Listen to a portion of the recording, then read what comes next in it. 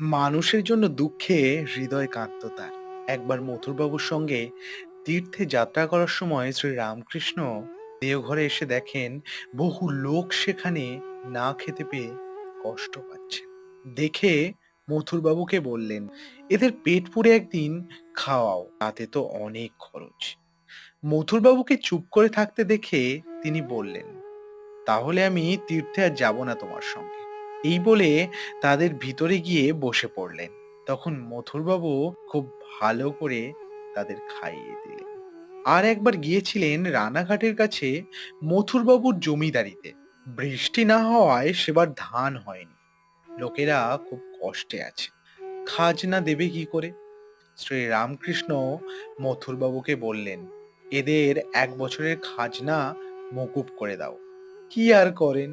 মথুরবাবু তাই করলেন।